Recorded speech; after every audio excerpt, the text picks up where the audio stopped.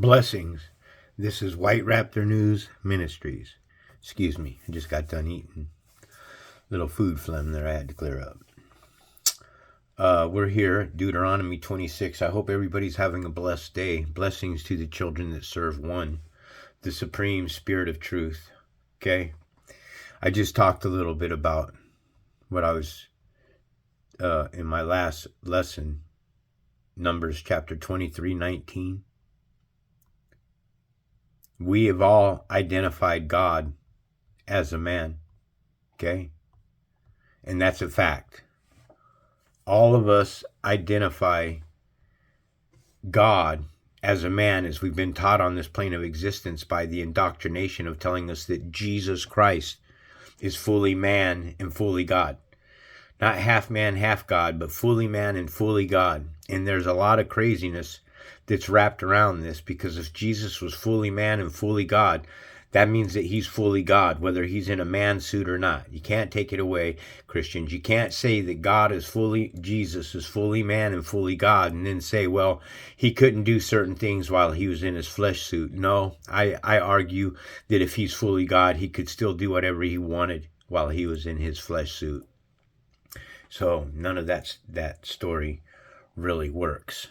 Okay, we're here at the first fruits and tithes.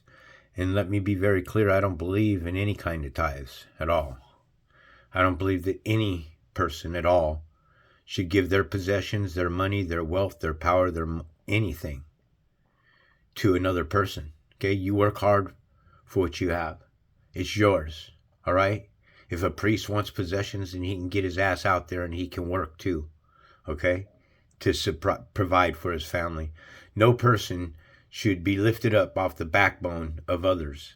Now, if someone wants to donate, if somebody contacted me and said, hey, dude, you should get a PayPal account, I'd like to send you $1,000 or some bullshit like that, then I might consider opening up a PayPal account. Or I'd tell them, well, if you really want to do something like that, then just send me a check in the mail and I'll give you my address.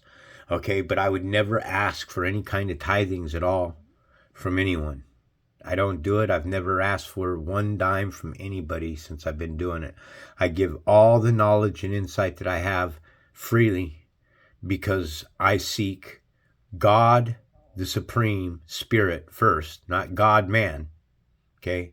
God, Spirit first. I seek salvation for my own soul second. And then I seek salvation for the souls of others. And that's my life today. My life is to serve the Spirit of truth, the living one. So let's jump into this lesson. When you have entered the land of the Lord your God is giving you as an inheritance and taken possession of it and settled in it, take some of the first fruits of all of your produce from the soil of the land the Lord your God is giving you and put them in a basket. Then go to the place the Lord your God will choose as a dwelling for his name, and say to the priest in the office at the time, I declare today to the Lord your God that I have come to the land the Lord swore to our ancestors to give us. And how did you take possession? By war and destruction. This is what's really confusing for me, because according to this Bible, not all the prophecies have been done. So that means that somewhere down the line that the Gentile are going to be back underneath of Israel's feet.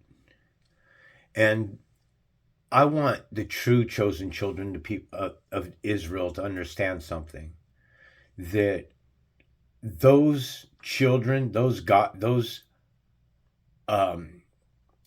Gentile, paleo, Jewish nutbags in the providence of Israel today are not Israel. Okay, I need Christians to understand that those in the providence are not Israel. They are imposters. They're something other. They're Gentiles. And those Gentiles have hijacked this Bible. And this is what Jesus meant when he said, do not cast your pearls. This Bible is a pearl. Okay, it was a pearl of bliss, perfect writings, beautiful writings. And then Israel started going into the cities of the Samaritans, you started following their other gods, just as the Lord here in this Bible is telling you that don't hang with them. But look where you're at. If you're in any of these right here, images of the United Nations flags, if you're in any of these nations here and you sit your ass at the United Nations, you are a beast nation. You understand that? That's a fact. That's what these are. They're all beasts. They're all the demons. They're all the devils. These are the beasts of the field, Genesis 1:25, each created according to their kinds. Okay? So Israel started following the 193 nations. You are scattered all over the earth, everywhere. Your heritage, your life, everything stripped of you, taken from you, just like the Spirit of God said. He said that if you come into these towns here and you start worshiping their pagan gods and Buddha and the Hindu and the Jesuit gods and the Christian God, and you follow these other gods and you don't follow the Spirit, and I say Spirit now, okay? God is not a man. I don't worship anything that is a man. And believe me, I used to worship our government. I used to worship our politicians. I worshiped my own daughter. I worshiped the ground she walked on. Now I understand what it means not to worship idols, because that's what they are. These are the beasts of the field. So, then ye shall declare before the Lord your God, my father was a wandering Aramean, and he went down into Egypt with a few people and lived there and became a great nation, powerful and numerous. But the Egyptians mistreated us and made us suffer, subjecting us to harsh labor. Then we cried out to the Lord, the God of our ancestors, and the Lord heard our voice and saw our misery, toil, and oppression. So the Lord brought us out of Egypt with a mighty hand and outstretched his arm with great terror and with signs and wonders. He brought us to the place and gave us this land, and land flowing with milk and honey. Isn't America the land flowing with milk and honey? Don't they shove that down your face in Hollywood and tell you that? And now I bring the first fruits of the soil that you, the Lord, have given me. So this Lord here that is given them is Yahweh, and Yahweh is a man, and God is not a man. Yahweh is a man. You understand? 15:3 of Exodus tells us many different parables that the Lord, Yahweh, Jehovah are all men. All right? They are not the Spirit of God. Anything that has a flesh suit is not the Supreme Spirit of God, but it is merely a vessel used for the Supreme Spirit's glory alone. I praise you, the Mighty One. I love you, the Supreme One, the Almighty One. You, the Spirit of truth, is who I put my trust in, who I call out to, who I beg to forgive me for my transgressions, for my ways that I walk contrary to your laws and your commandments. And now I bring the first fruits of the soil that the Lord has given me. Place the basket before the Lord your God and bow down before him. Then you and the Levites and the foreigners residing among you shall rejoice in all the good things the Lord your God has given you and your household. Mind you now that in the Bible, 15:3, it says that the Lord is a warrior as well. It also says that the Lord is a man as well. That's right. Here, let me show you. I just don't like talking about it. Exodus chapter 15, verse 3, Bible Hub. You see, the Lord is a warrior. The Lord is a warrior. The Lord is a man right there. The Lord is a man of war. So we have been indoctrinated and trapped with all these different words about the Lord. And anything that is a lord, anything that is a man, is not to be worshipped. You understand? If the Spirit of truth is telling you that he is not a man, then you got to ask yourself, I'm just throwing this out there, this might freak a few people out, but why doesn't anywhere in the Bible does it say that God is not a woman? Huh? Just a question. It's just a question. This Bible is so high and mighty about mankind. Mankind are evil sons of bitches, man. They turn women into whores. They invade in other countries. They murder people. They dash children's heads against rocks, as this Bible tells us. They've been murderous, rapists. They're pedophiles. They're sodomizers. They're military corrupted troops of animals and flights of locusts. They're the evil of the evil. Mankind loves pornography. Mankind loves the drugs and loves the alcohol and loves the bars and loves bumping and grinding and loves fornicating and jumping in the sack with a different woman every week. That's what it's all about. That's what it's all about. It's about. That's what it's about. So, the Lord is a man. And then you have down here, the Lord Jehovah, the mighty man. Jehovah is a man. So the Spirit is telling you that he's not a man. The Lord is a warrior. Yahweh is his name. But the Lord is a man. I'm just showing it to you. I'm making these connections for you. Right? I don't know what you guys think about it. I'm looking at this and the Bible is clearly saying that God is spirit. And it's saying that these gods of the Bible are all men. The Lord bringing to war to naught. The Lord is his name. The Lord, the Lord, the Lord. Lord, Lord, Lord. Yahweh. Yahweh is a man of battle. God is not a man. Yahweh is a man of battle. God is not a man. Yahweh is a man of battle. God is not a man that he should lie, or the son of man that he should change his mind. I just showed you that on the last lesson that I did.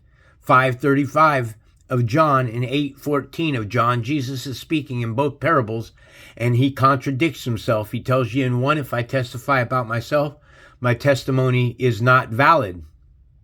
And then later in 8:14, he tells you if the Jews are saying that you can't, telling Jesus you can't testify about yourself or you need a witness. And Jesus says, if I testify about myself, my testimony is valid because I know where I've come from and where I'm going.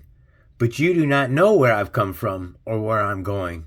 So where did Jesus come from and where did he go? And why don't you know where Jesus came from or where he's going? So I don't worship the Lord anymore. I just worship the Spirit of truth, man. That's it. No names, nothing beside the Lord. I believe that Yahweh, Yah, and Yahweh, all three names have Yah inside of the name.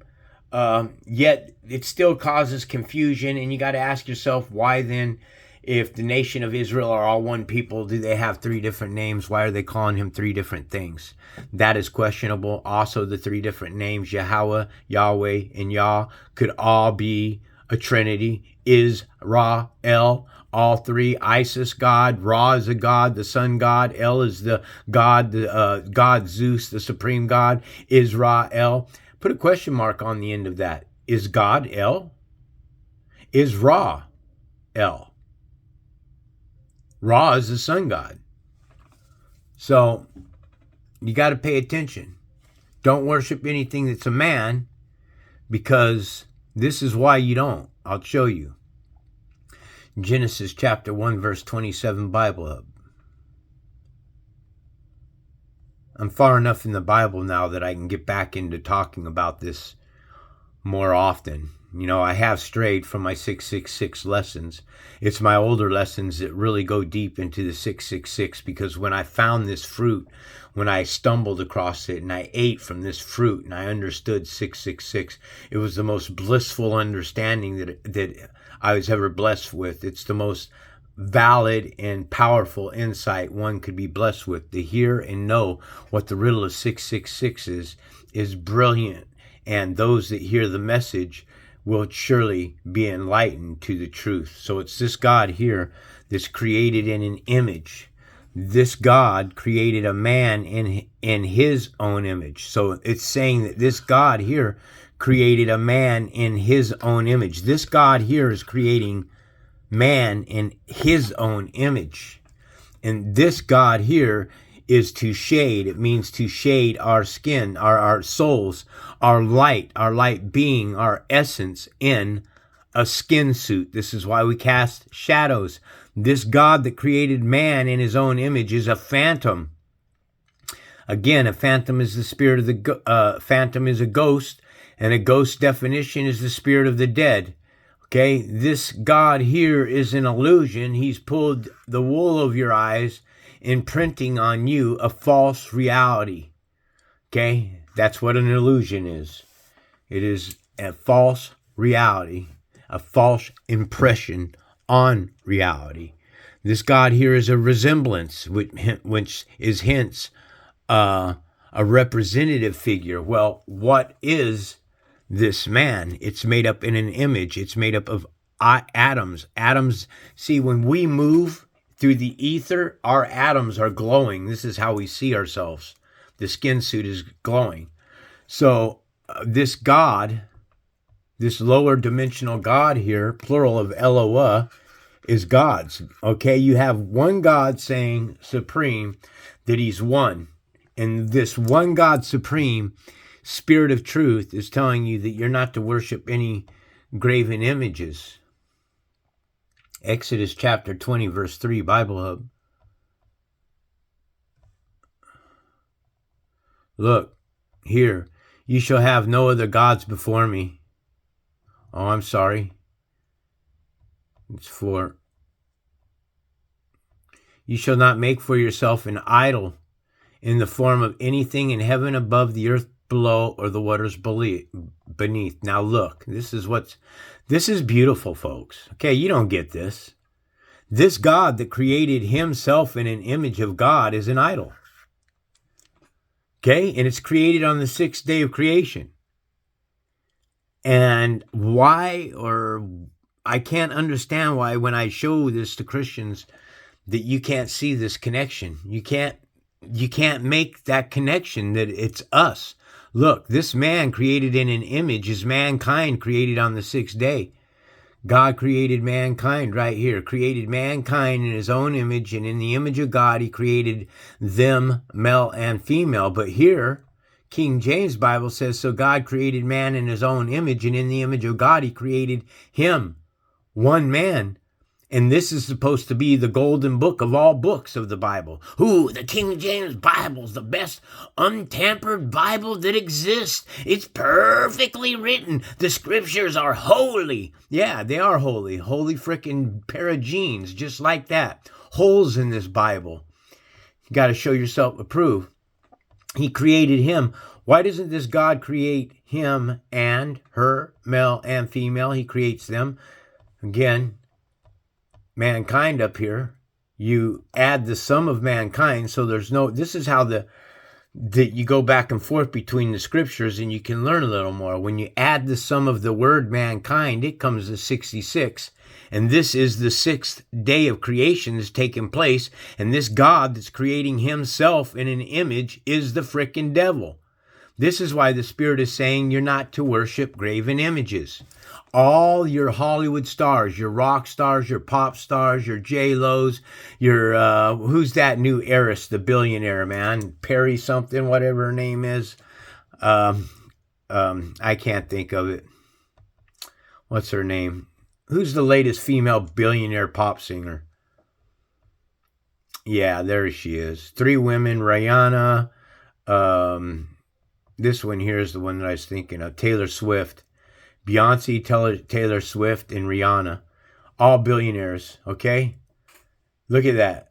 And this is these people here, all their money when they die goes right back into the system, okay? Their children, the only way their children get the money is if their children are part of the system. You understand that everything that exists, all goes back to the government. Okay, you think that you put your money in a trust and you have all this for your family to live off of down the road, down the road, down the road. No, only a selected few get to live off of their parents' money. Okay, most of the kids will probably end up killing themselves with drugs or whatever. They're detached. They're demons. These are all demons, folks. You understand that? Demons. Demons. These are, seriously, they're nothing more than high price prostitutes. These people are subject to laying down with kings and queens and princes and shit like that.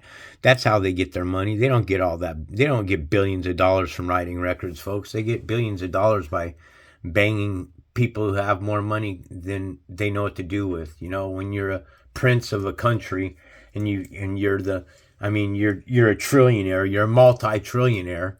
Come on. So you throw somebody, you know, a couple $100 million to lay down with you. It means nothing to them. These people are eccentric. They're dirty. They're vile. When you have everything there is on the face of the earth, every awesome car, the yacht, you got the cars, the yacht, the house, the boat, the wife, the children, you got it all going for you.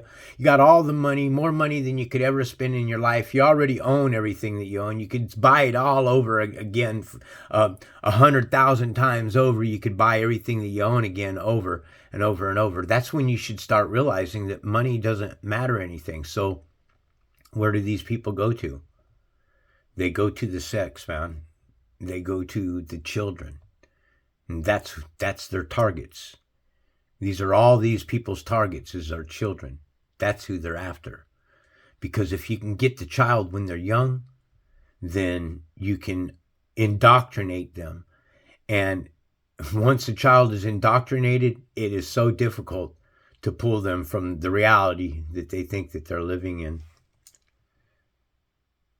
So America was the land flowing with milk and honey, is what I said. And now I bring the first fruits of the soil that you, Lord, have given me.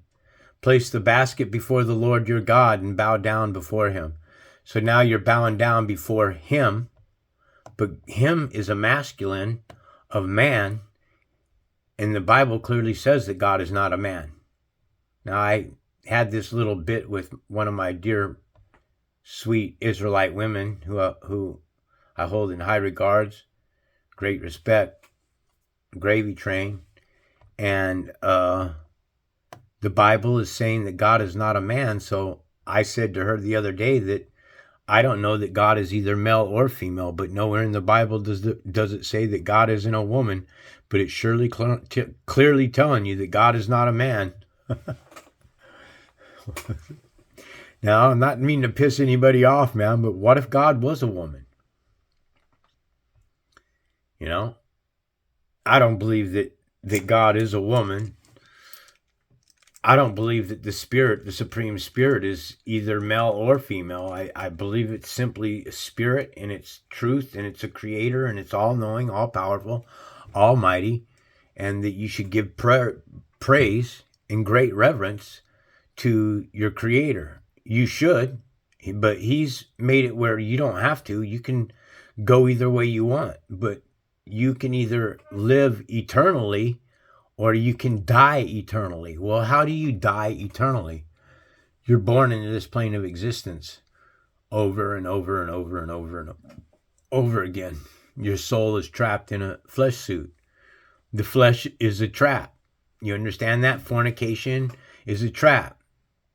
A soul is being born into this plane of existence, into death. The soul isn't a sinner until it reaches an age where it can sin. So when somebody tells you that a baby dies and it's a sinner and it doesn't go to heaven, those fucking people are nutbags. Okay? A baby born into this realm, this plane of existence, is a soul. If that baby dies within a week, a month, 2 years before it becomes an adult and it's never sinned, you can bet your ass that child went to heaven. And Christian ministers will tell you, oh, no.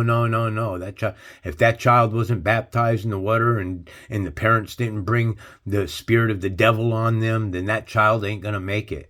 It's just ridiculousness. Okay. Then you and the Levites and the foreigners residing among you shall rejoice in all the good things the Lord your God has given to you and your household. So the Lord your God has given you land. He's given you plentiful trees. He's given you livestock. He's given you property. He's given you gold. He's given you wealth. And then he's given you all of this. But then you're to give 10% of it back. And then it's all your labors. So it's your labor that's busting your hump, that's creating all this wealth for the Lord your God. Where is the Lord your God, Israel? Where is Yahweh today? Did he leave? What does it mean when God says, I shall not contend with mankind, for their days shall be 120? Does that mean that God at one point in time left this plane of existence? Did Israel become so fallen and so distant from the Spirit of God that he just said, you know what? You want to roll that way? Go ahead and roll that way. You've got your warning right here. I had prophets write a Bible for you and tell you what the consequences are of your behavior. Okay?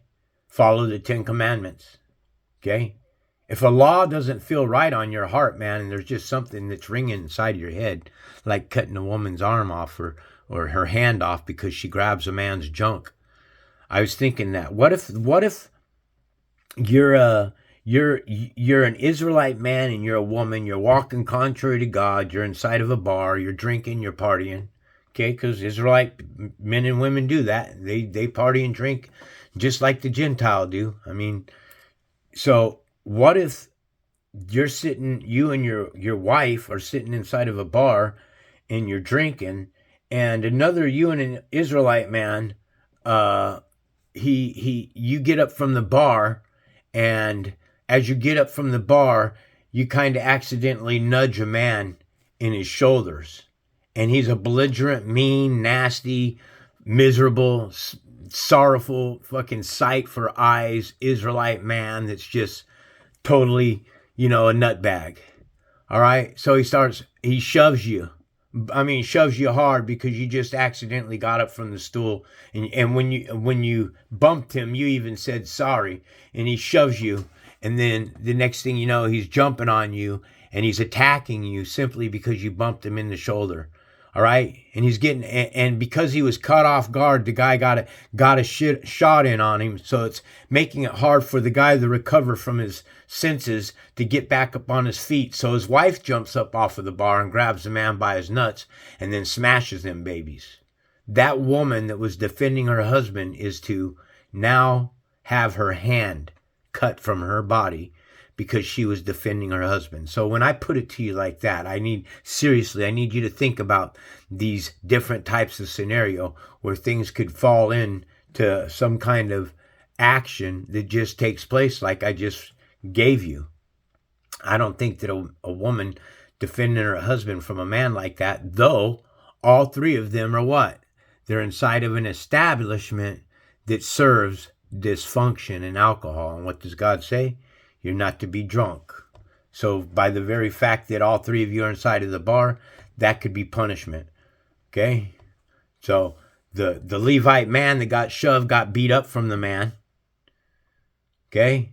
The woman who grabbed and defended her husband lost her nuts, lost her hand, and the man who beat up her husband lost his nuts. All three are victims. All three are being punished. You understand? That's the way it works. Why? Because you're in an environment that serves dysfunction. You're drinking. You're walking contrary to God. And that's the way the Spirit works.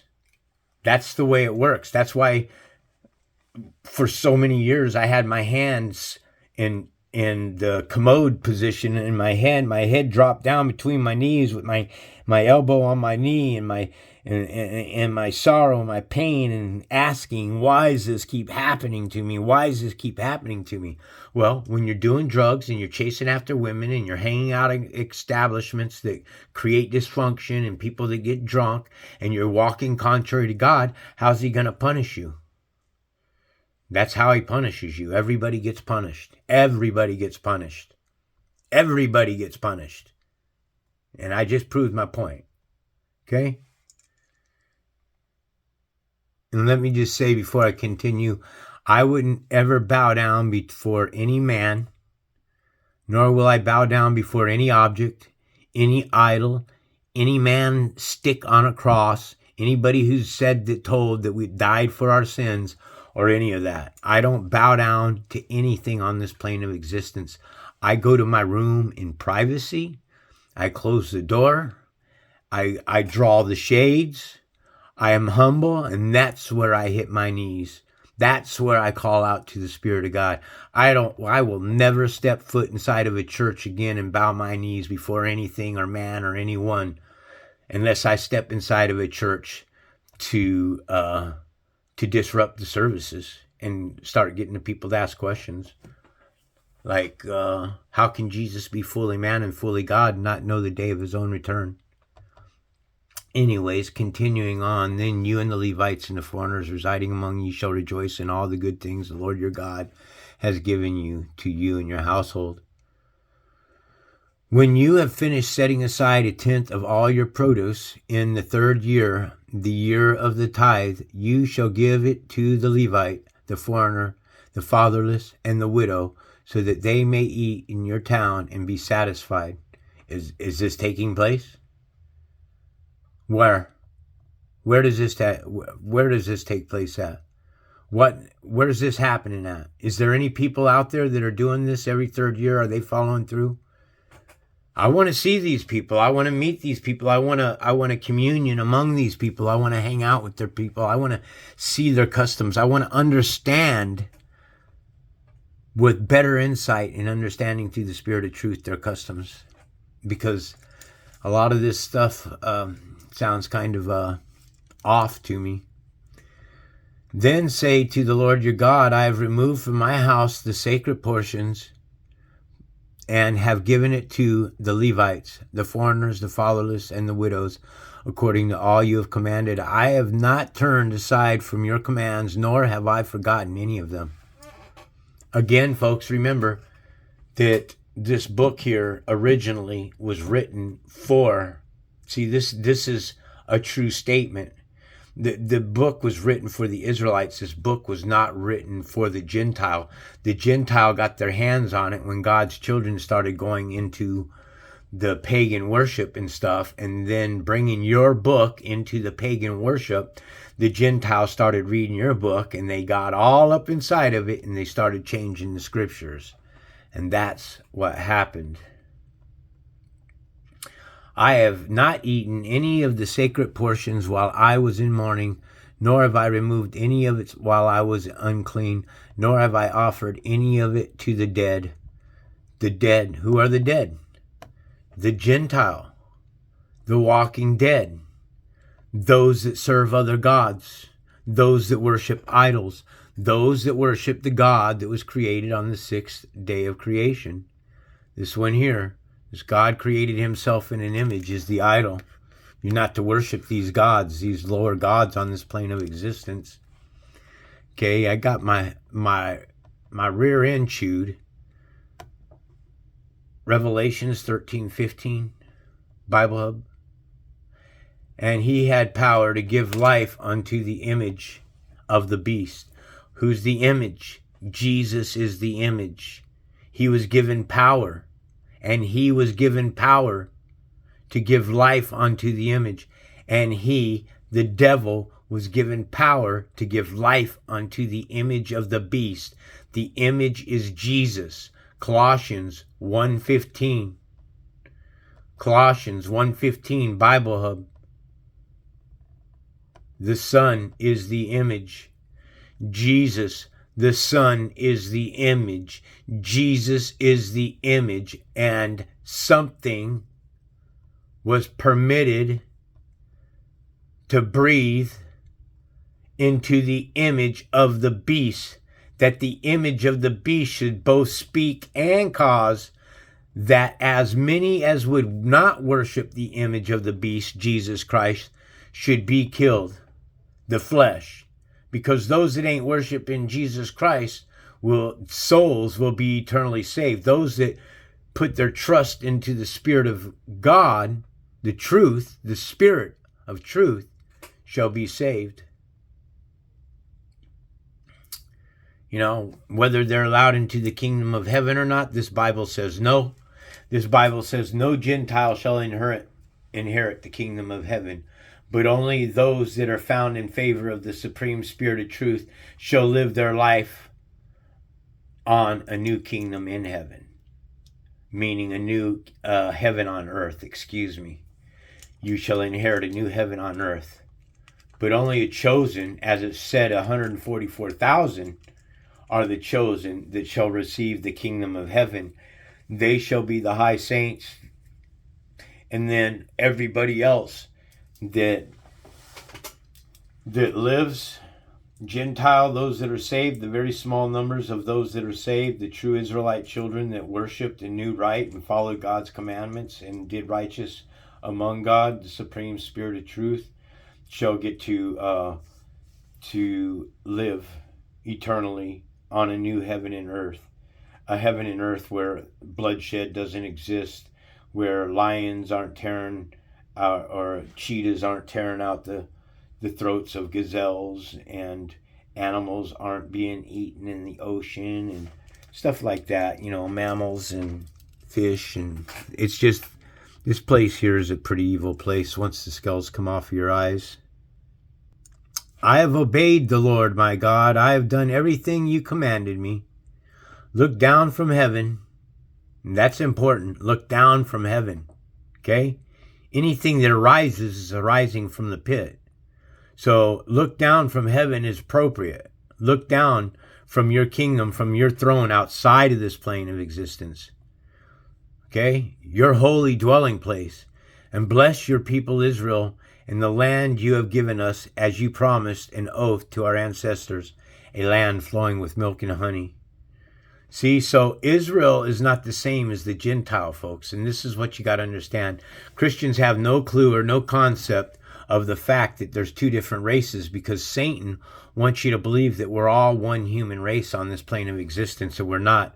Gentile have been crossbreeding with Israelites since the very beginning, because you guys, you broke the command. You fell into a world of both good and evil. It's the knowledge of tree of good and evil. It's not the knowledge of tree of evil. It was the knowledge of tree of good and evil. Okay? So you're learning both good and evil. You know what evil is, and now you know what good is.